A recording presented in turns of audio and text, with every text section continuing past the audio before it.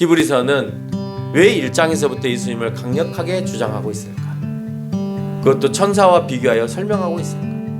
그것은 당시 영지주의 사상 가운데에서 영은 선하고 육체는 악하다라는 생각에 영이라고 생각되어지는 천사가 존재하였고, 심지어 예수님보다도 영적인 존재인 천사를 우위에 두는, 예수님은 육체로 오셨다는 이유 때문에 영적인 존재라고 생각한 천사를 우위에 두는 이단들이 그 당시에 발생하게 되었고, 이를 막기 위해서 오늘 히브리서 기자는 이 서신을 받아보는 그 성도들을 향하여서 자세하게 설명하고 있다는 거예요. 이 말은 예수님을 하나님으로 보지 않고 육체로 오신 인간으로 보았기 때문에 천사가 더 우위에 있다라고 생각함에 거기에서부터 출발하고 있다는 것을 우리가 기억해야 합니다.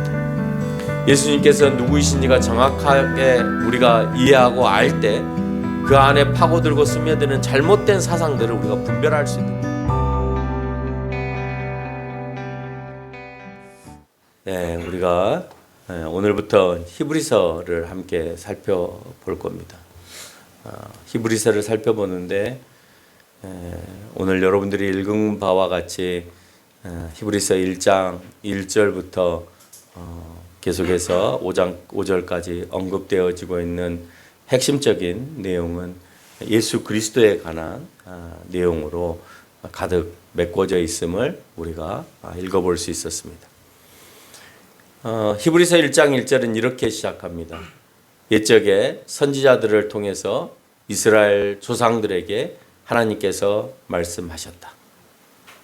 그 내용은 2절에서 모든 날 마지막에는 아들을 통하여 우리에게 말씀하셨으니 그 아들은 만유의 상속자로 세우시고 그로 말미암아 모든 세계를 지으셨고 하나님의 영광의 광채가 되셨고 그 본체의 형상이 되셨고 능력의 말씀으로 만물을 붙드셨고 죄를 정결하게 하는 일을 하셨고 높은 곳에 계신 지극히 크신 이의 우편에 앉으셨다가 천사보다 뛰어나시고 천사보다 더욱 아름다운 이름을 기업으로 얻으셨고 천사를 통해 너는 내 아들이라 오늘 내가 너를 낳았다 나는 그에게 아버지가 되고 그는 내게 아들이 된다라고 선포하셨다는 거예요. 선지자를 통하여서. 그러면 우리는 여기에서 과연 구약 성경에 또는 예수님이 오시기 전 세례 요한 때까지 이런 메시지가 담겨 있는가 하는 것을 살펴볼 필요가 있겠죠. 옛 선지자들이 예수님이 오시기 전까지 그런 말씀을 하셨고 그 말씀 가운데에서 오늘 예수님이 이와 같은 일들을 실현하셨다라고 하는 것을 설명하는 거예요. 다른 말로 표현하면 히브리서를 받아들인 이 사람, 그러니까 정확하게 이 히브리서가 어디로 갔는지에 대해서는 명확하지 않아요. 또 누가 작성했는지에 대해서도 명확하지는 않아요. 그러니까 바울의 문체에서도 좀 벗어난 문체를 사용하고 있고 또 대상이 불명확함으로 인하여서 정확하게 어느 지역으로 이 편지가 갔는지는 알 수 없지만 그 내용에 있어서 매우 복음적이기 때문에 저자가 확실하지 않다 하더라도 사도들이 가지고 있는 그 사상과 사도들이 가지고 있는 예수님에 대한 내용들이 분명하다라고 하는 것을 보여주고 있기 때문에 오늘 히브리서가 66권의 성경 가운데 외경이나 위경이 아닌 성경으로 들어올 수 있었다라고 하는 것입니다. 오늘 구약 성경, 오늘 구약의 선지서에서 예수님께서 오시기 전까지 활동했던 선지자들을 통해서 증거되어졌다고 했는데 오늘 우리는 이런 내용이 구약에 어디에서 어떤 선지자에 의해서 말씀되고 있는가 하는 걸 살펴보려고 해요. 첫 번째, 오늘날 마지막에는 아들을 통하여 우리에게 말씀하셨다고 말씀하고 있습니다. 이 말씀은 구약의 선지자의 시대가 끝나고 예수 그리스도를 통해서 말씀한 시대를 의미하는 거죠. 그러니까 그 날이 올 거라고 하는 것을 우리는 이미 알고 있었다라고 하는 것이고 선지자 이후에 예수님께서 등장하실 거다라고 얘기를 하는 겁니다. 그래서 아직도 이슬람은 예수 그리스도가 오시지 않았다고 생각하고 그 선지자의 연속선상에서 예수님도 선지자이고 마호멧 또 선지자다라고 아직도 주장하고 있는 것입니다. 그때 이 아들은 만유의 상속자로 세우시고 예수님이 오시기 전까지 선지자들에 의해서 선포되어진 메시지는 이 아들은 만유의 상속자로 세우시고 라는 의미를 가지고 있다는 거예요. 여기서 말하는 만유라라고 하는 것은 모든 것을 얘기합니다. 만유의 주, 모든 것의 주. 만유라 하면 우주에 존재하는 모든 존재와 만물 전체를 뜻한 겁니다. 만유 하면 모든 만물이라고 표현할 수도 있는 것입니다. 이 모든 것에 대한 상속에 해당되어지는 구약의 근거가 어디에 있느냐라고 하는 거예요. 창세기 3장 15절은 여자의 후손을 통하여서 이 모든 만물에 상속받을 자의 출생을 언급합니다. 물론 여기에서는 그가 모든 만물을 상속받는다라고 얘기하진 않아요.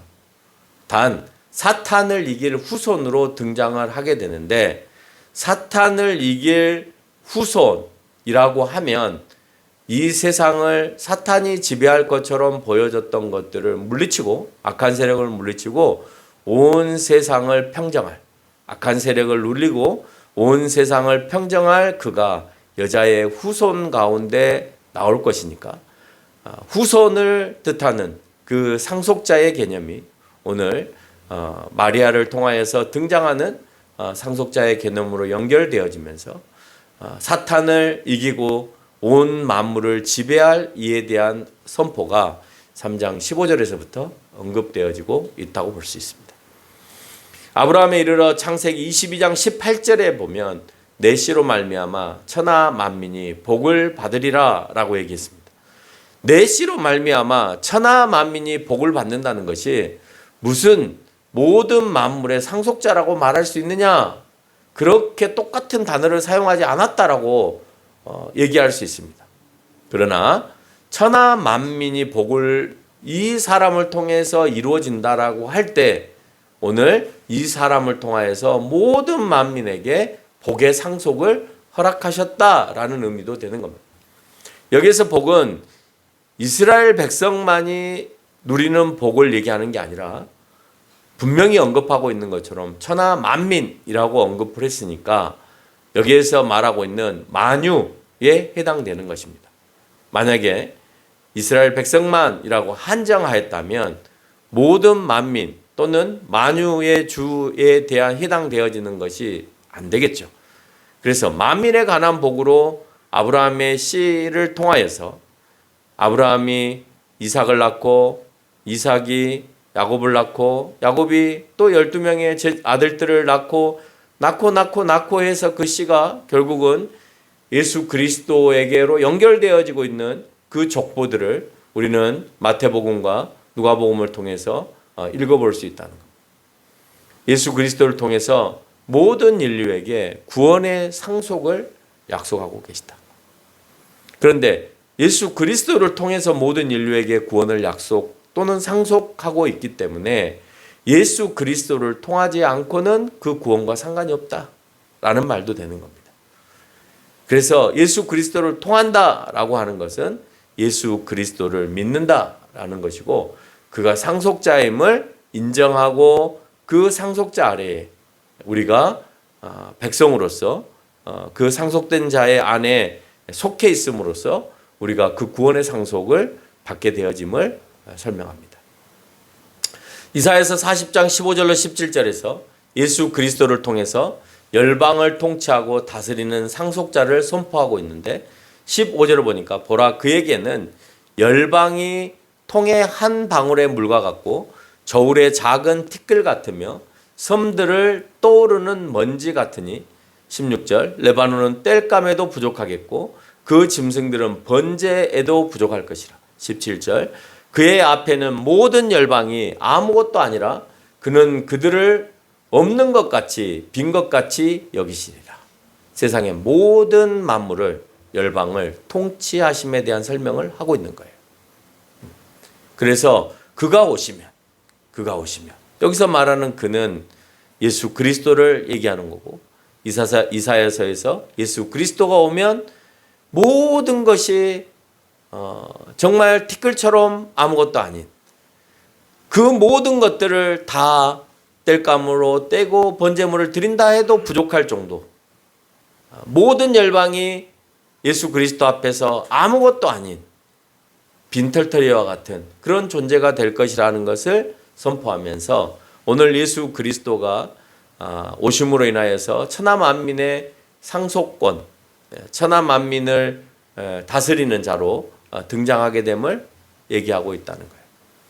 그리고 그로 말미암아 모든 세계를 지으셨다라고 얘기하고 있고 3절 하반절에서 능력의 말씀으로 만물을 붙드시며와 같은 의미로 함께 우리는 살펴볼 수 있다는 거예요. 모든 만물을 지으셨고 능력의 말씀으로 만물을 붙드시는 이가 누구냐? 예수 그리스도다. 그러면 그 말씀도 성경에 있느냐? 모든 세계를 지으셨고 그로 말미암아 능력의 말씀으로 만물을 붙드셨다는 말이 성경에 있느냐? 먼저는 창세기 1장 1절을 근거로 해서 하나님께서 모든 만물을 창조하실 때 말씀으로 창조하십니다. 물론 1절에서는 말씀으로 하셨다고 하고 있지는 않아요. 요한복음에 가서 그 말씀이 예수 그리스도다라고 설명함으로 인해서 1장 1절에 대해서 덧붙여 설명해 주고 있는 것을 보면서 하나님께서 창조하실 때 말씀으로 창조하실 때 그 말씀에는 능력이 있었고 그 능력이 예수 그리스도였고 그 예수 그리스도로 말미암아 창조되었다라고 하는 사실을 우리가 요한복음을 통해서 이해할 수 있는 겁니다. 그래서 여기에서 하나님의 말씀으로 작용하시는 그 능력은 예수 그리스도이시다라고 하는 거예요. 그래서 예수님이 하나님을 통하여서 선포되어지는 모든 말씀에 모든 창조물 가운데 이행되어지는 능력은 예수님을 통해서 이행되어지고 있다. 물질 세계에서 이루어지고 있는 모든 물질 세계에 일어나는 변화들은 예수님을 통해서 되어지고 있다라고 하는 것을 우리가 알 수가 있죠. 시편 33편 6절의 말씀에서 보면 여호와의 말씀으로 하늘이 지음받고 그가 말씀하시니 이루어졌다라고 얘기하고 있습니다. 그래서 시편 기자도 오늘 여호와의 말씀으로 하늘이 지어졌음에 대해서 선포하고 있고 그가 말씀하심으로 인해서 모든 세계가 이루어졌다라고 하는 것을 본인도 이미 알고 있었다라고. 예수님이 계시지 않아도 이런 사실을 누구나 알 수 있고 깨닫게 되어지는 것을 우리가 알 수 있을 때 예수님이 안 계셨을 때 하나님을 어떻게 알았을까라고 하는 그 질문에 대해서는 우리가 걱정하지 않아도 된다라고 하는 것을 보여주는 겁니다.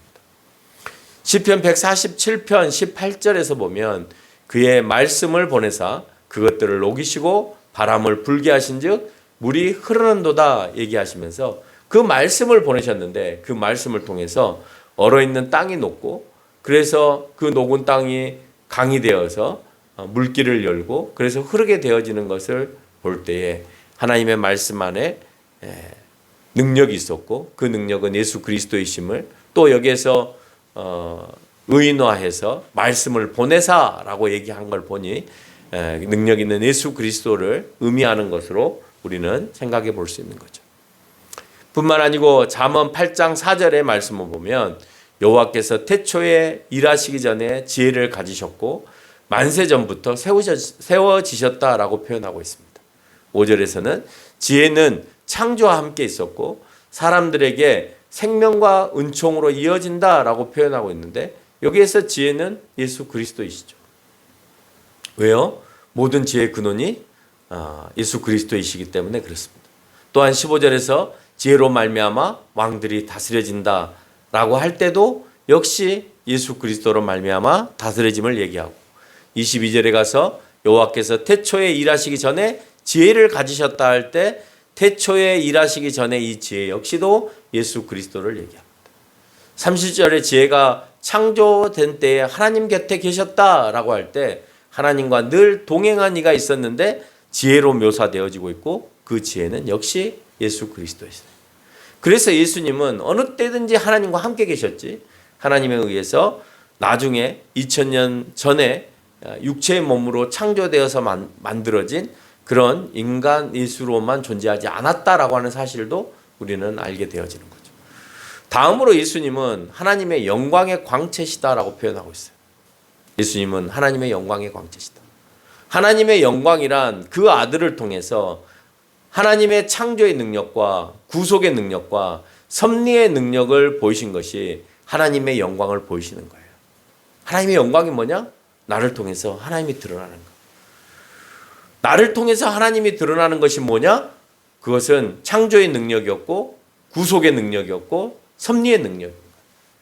나를 통해서 하나님의 능력이 드러나는 것이 다른 사람에게 위협을 주기 위한 이적과 기적과 표적 이런 게 아니라는 거예요. 예수님을 보는 순간 당신을 통해서 하나님의 창조의 능력이 보이고 내가 예수님을 통하여서 볼 때 당신을 통해서 구속의 능력이 있음을 보이고 당신을 통해서 볼 때 하나님이 그런 섭리를 통하여 일하시는 것이 보이는 거예요. 여러분 그 사람의 위험이 한번 쳐다봤는데 그 사람의 위험 또 우리가 흔히 말하는 그 사람의 아우라 이런 것들이 내가 뭘 알아서 보이는 게 아니잖아요.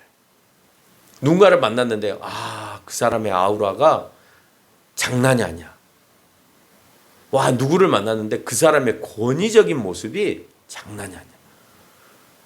뭔가 아무것도 안 하고 그대로 서 있었는데 그 사람에게서 나오는 그 능력이 있는 거예요. 그 힘이 있는 거예요.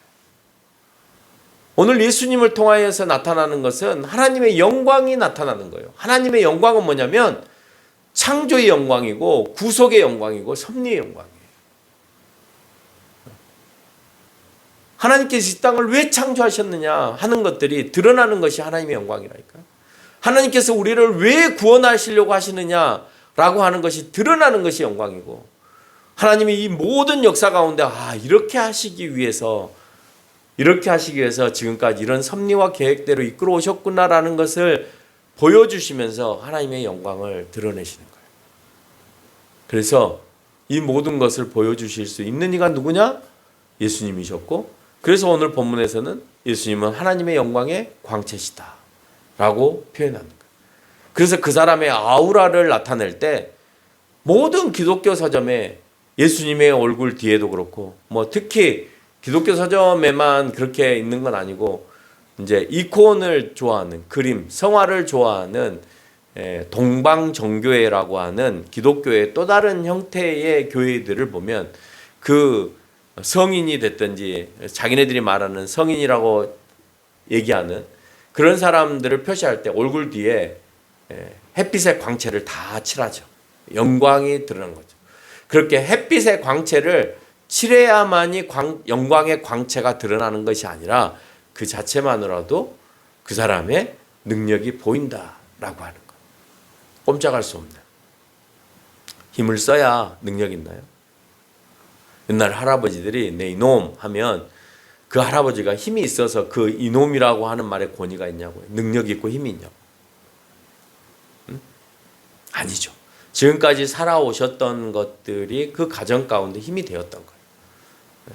모든 가족들의 형제들을 다 모아놓고 자 지금부터 우리는 이렇게 한다라고 하는 그 말씀의 메시지가 선포되어질 때 그게 온 가족 안에 먹힐 수 있는 것은 그분이 지금까지 어떻게 살아왔느냐가 그 말이 먹히고 먹히지 않음으로 결정되는 거예요.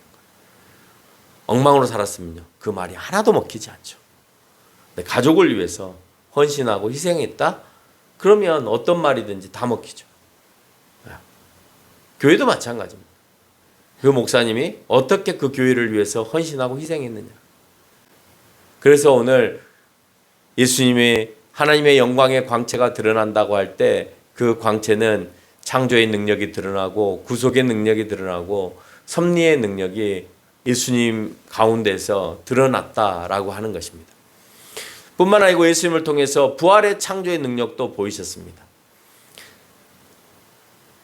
예수님을 통해서 창조하셨는지 창조하지 않았는지 잘 모르잖아요. 그런데 부활이라고 하는 새로운 개념이 예수님을 통해서 등장하기 시작해요.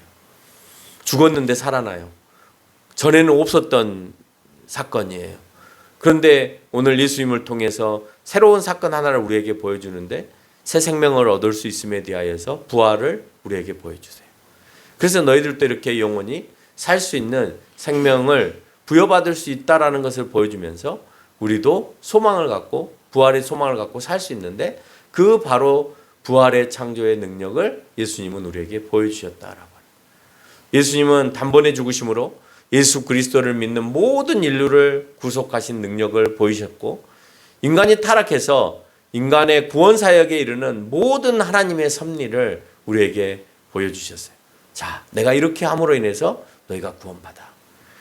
내가 이렇게 하지 않으면 너희들이 다 타락해서 죽을 텐데 내가 너희를 위해서 희생의 제사를 지냈음으로 인해 너희는 이제 구원받을 수 있어 라고 하는 그 사역, 십자가의 사역을 통하여서 죽으심과 죽은 지 사흘 만에 부활하시는 그 모든 사역을 통하여서 하나님의 구원 사역의 영광을 보이셨다라고 하는 겁니다.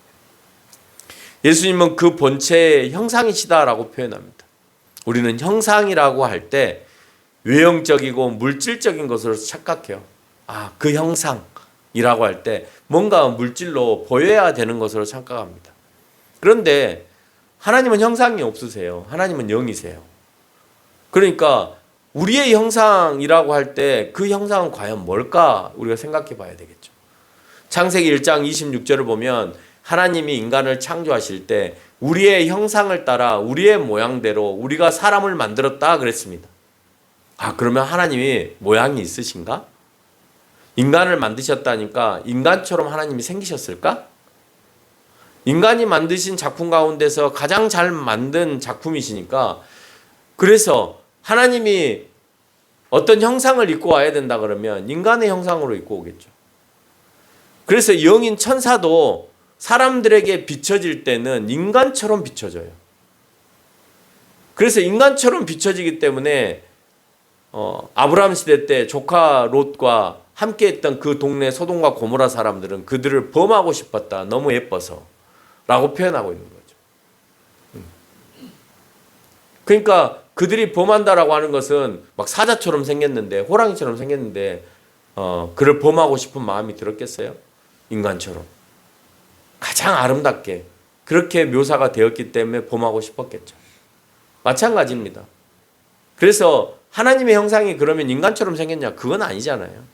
하나님은 영이시기 때문에 형상이 없지만 형상을 입고 오셔야 될 때는 보면 예수님도 그러시고 인간의 형상을 입고 오십니다.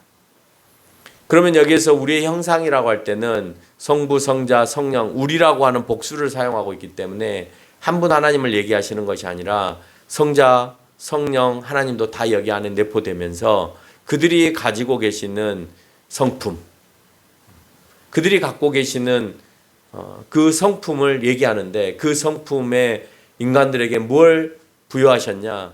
지정의라고 하는 것을 부여하셨다는 거예요.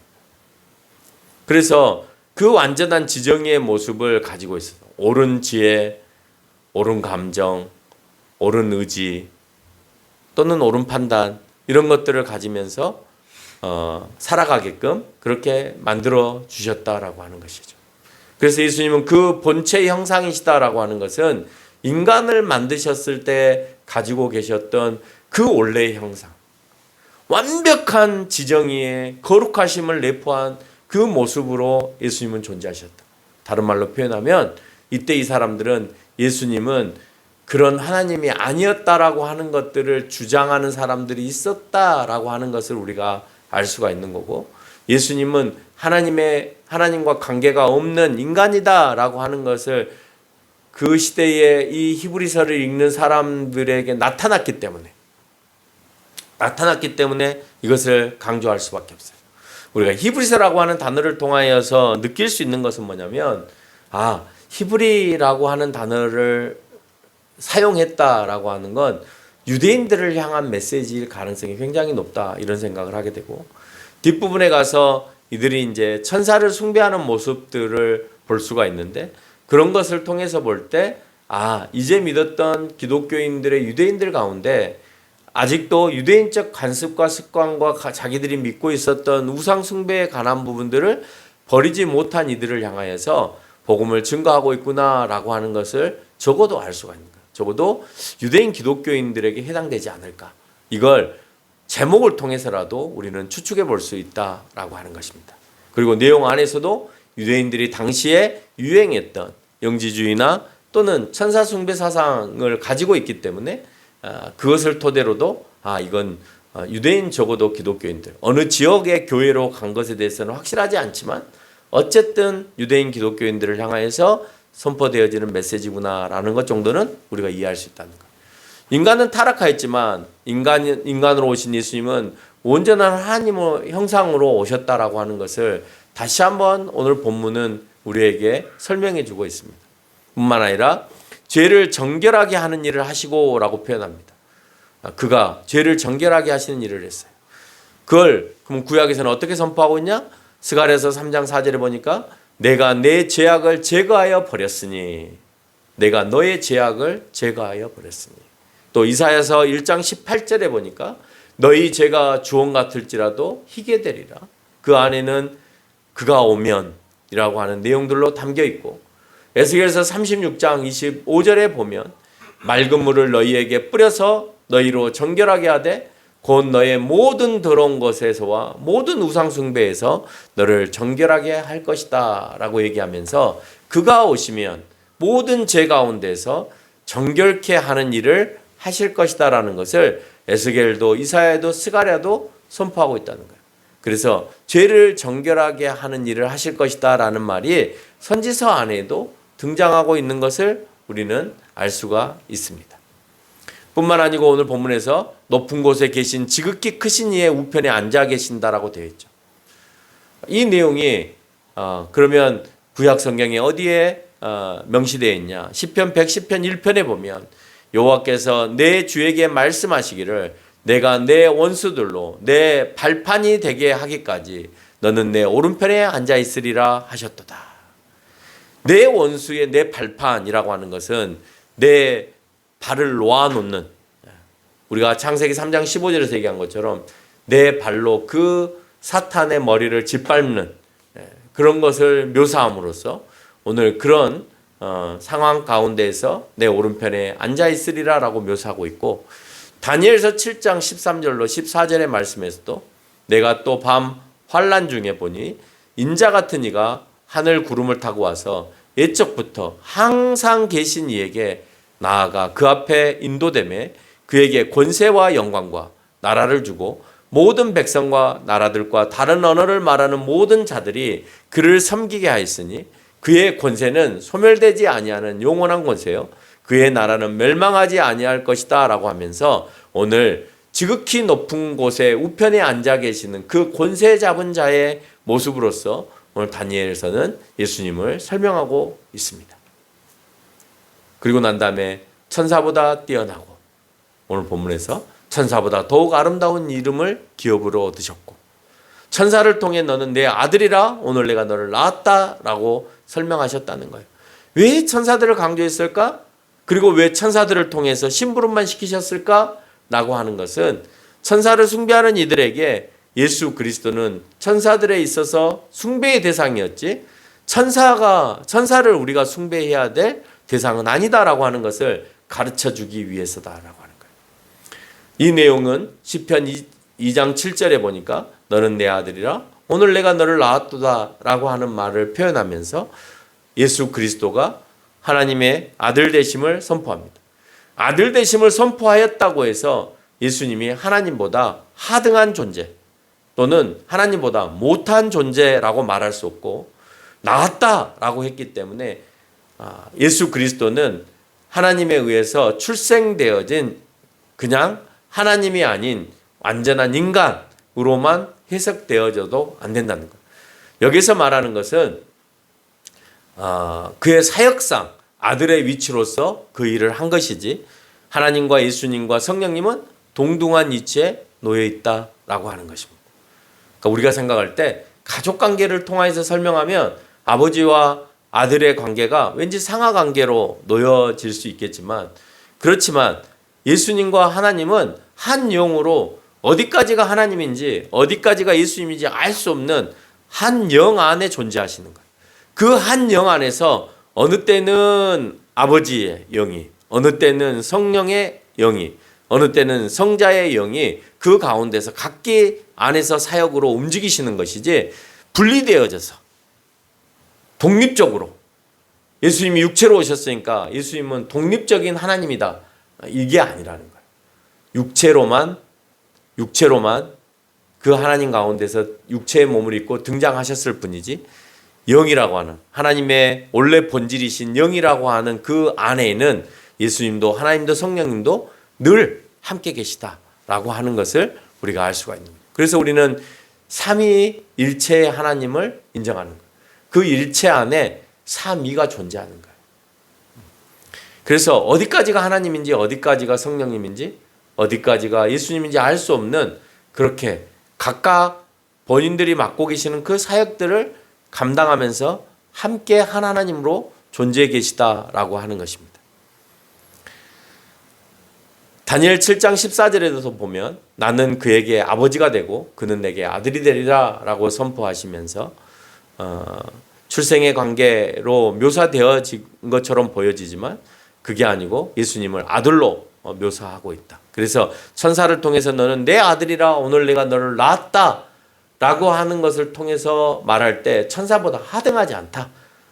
여기서 말하는 건 하나님과 예수님의 관계를 열등과 하등으로 우등하고 열등한 관계로만 놓는 것이 아니라 천사들과 예수님의 관계를 통해서 볼 때 천사는 영적인 존재이고 예수님은 육체를 입고 왔으니까 영적인 존재가 아니어서 천사보다도 더 하등한 존재로 생각했던 그 시대의 사람들이었다는 것을 우리가 알 수가 있는 거죠.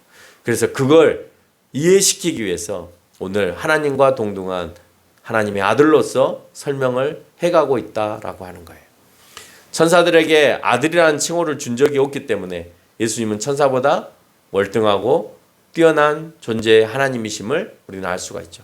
하나님께서 세상을 창조하실 때 우리들의 형상으로라고 할 때 우리 안에는 성령과 성자와 또 성부 하나님이 모두가 다 포함되어 있는 본질적으로 동등하심에 대해서 말씀하고 있습니다. 우리라고 하는 그 단어 안에 동등함이라고 하는 단어가 포함되어 있는 거예요. 우리나라 사람이라고 할 때 우리나라 사람이라고 하는 그 말 안에 모두가 다 평등하다라고 하는 그 의미가 담겨 있는 거예요. 누가 지금 대통령이기 때문에 그가 월등하고 우리는 하등하냐? 그도 내려오면 우리와 똑같은 국민이라는 거죠. 그러니까 모든 하나님 대한민국이라고 하는 나라 안에 하나라고 하는 나라 안에 그 안에서 각기 다양한 사람들이 각기 사역을 갖고 움직이는 거예요. 그러나 그 안에 함께 있는 거예요. 물질 세계로 방금 내가 말한 대한민국이라는 나라 그 안에서 움직이는 사람, 이건 물질 세계로 내가 설명한 거예요. 하나님의 세계는 더 미묘합니다. 물질 세계로 설명할 수 없을 정도로 미묘합니다. 왜? 성자가 여기에 있으면 이 성자가 여기에 있을 수는 없잖아요. 근데 하나님은 유기적으로 연결이 되어 있기 때문에 어디까지가 성자고 어디까지가 성령이고 어디까지가 성부고가 이렇게 구분되어 있지 않아요. 그러니까 우리는 여기에 있으면 여기에 없잖아요. 근데 하나님은 여기에 계시기도 하고 여기에 계시기도 해요. 성자도 여기에 계시기도 하고 여기도 계시고. 그 안에서 사역하시는 거예요. 영이기 때문에 가능합니다. 육은 여기에 있으면 여기에 못 있죠. 그래서 하나님의 세계, 삼위일체의 세계는 물질로 설명할 수 없다. 이해시키기 위해서 방금과 같이 설명을 할 수 있지만 더 본질론적인 질문을 던지면 설명이 되지 못한다.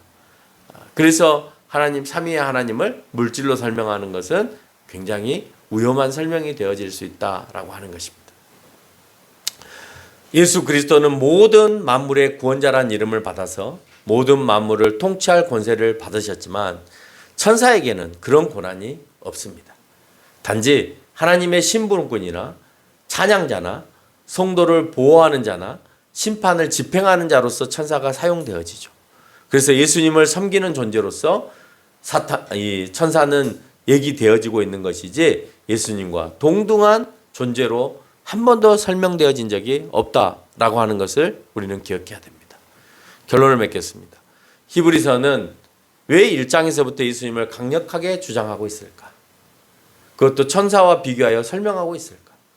그것은 당시 영지주의 사상 가운데에서 영은 선하고 육체는 악하다라는 생각에 영이라고 생각되어지는 천사가 존재하였고, 그래서 이 천사는 영이기 때문에 선한 것이고, 그래서 이 선한 천사를 우리가 숭배해야 된다라고 하는 그런 생각이 유대교 가운데 존재하였기 때문에 천사 숭배가 있어서 이와 같이 천사와 비교하여서 예수님을 강력하게 설명하고 있다라고 하는 것입니다.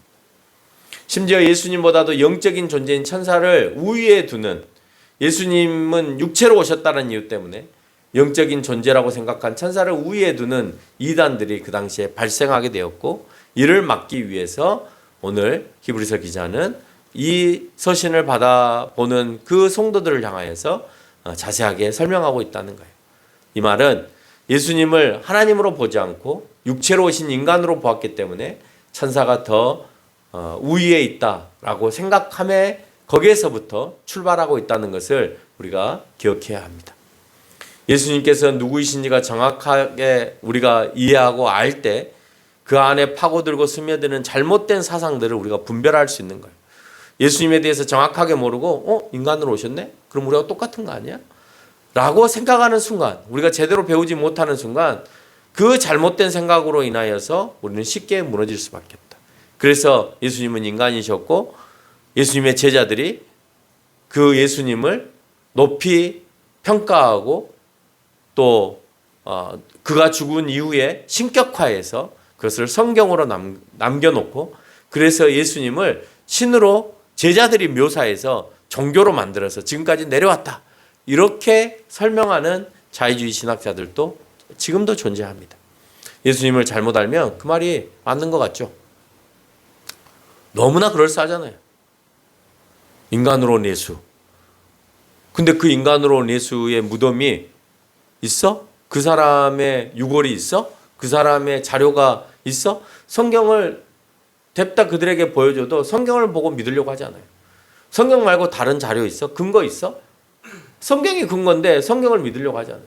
성경을 대러 제자들에 의해서 꾸며진 이야기로 그렇게 설명하면서 예수님은 그냥 인간이셨다라고 표현해 버린다는 거예요.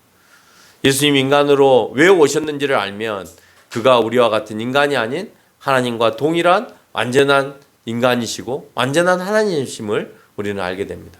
그러나 예수님을 우리가 정확하게 알지 못하면 세상의 다양한 생각 속에 우리는 잠식되어지고 예수님을 떠나서 믿음 없는 그런 상태, 그래서 완전히 혼수 상태에 빠져버리는, 영적 혼수 상태에 빠져버리는 그런 사람이 되어진다라고 하는 것을 우리가 기억하면서 살아가는 저와 여러분이 되시기를 주님의 이름으로 축원합니다.